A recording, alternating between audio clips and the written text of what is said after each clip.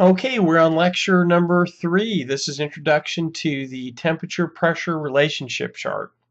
This is a very important concept that I'm going to tell you that 75% of the field service technicians out there actively working on refrigeration systems do not quite understand this magic chart. So we're going to go over that right now. All right, so first of all, let's cover the rules before we get a chance to look at the chart.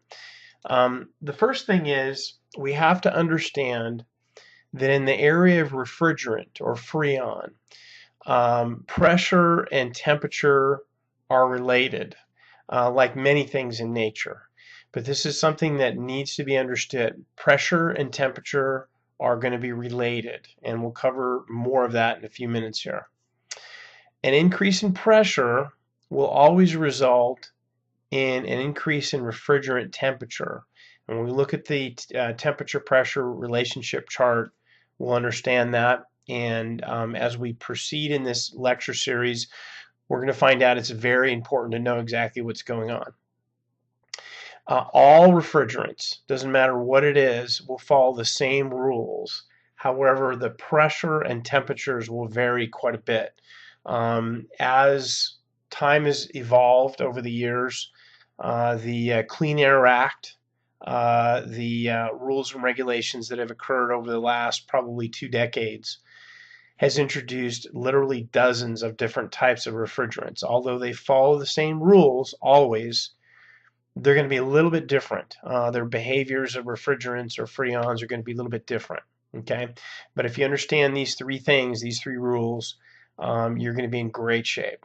All right, so let's take a look at the pressure-temperature relationship chart. This particular chart is provided by Sporland.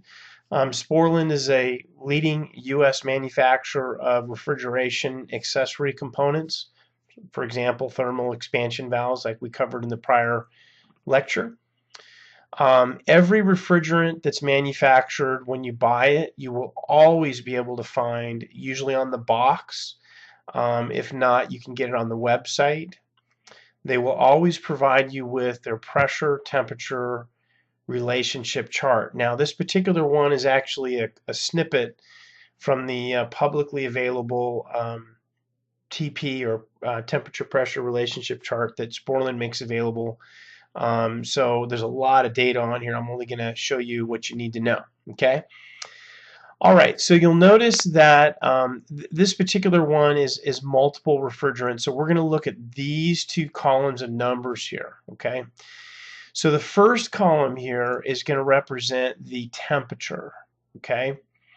So this is the temperature of the refrigerant. And then the second column here is going to be the pressure, all right? So, for example, if this refrigerant is giving you a pressure reading of 36 psi, this particular one is in psi. Some charts are in kilopascal. It just depends on what the unit of measurement is, but all the U.S. tables are measured in pounds per square inch. 36 psi, when that refrigerant gas is at 36 psi, that it's the equivalent temperature of that refrigerant is going to be 58. All right. So, for example, remember we mentioned here pressure and temperature are related, right? So, if you drop that pressure of that same refrigerant down to 28 pounds per square inch, you're going to see the temperature of that refrigerant gas is going to be 48 F. Okay, again, this is U.S. units, right? So you'll see that as the pressure changes of that refrigerant, also will be the temperature. So as the pressure drops, you'll notice that the temperature drops. So that's probably the most important thing you're going to get from this lesson. As we get into the next lectures, we're going to actually put the information we've learned in this slide or this lecture into practical use, which is what I'm after here.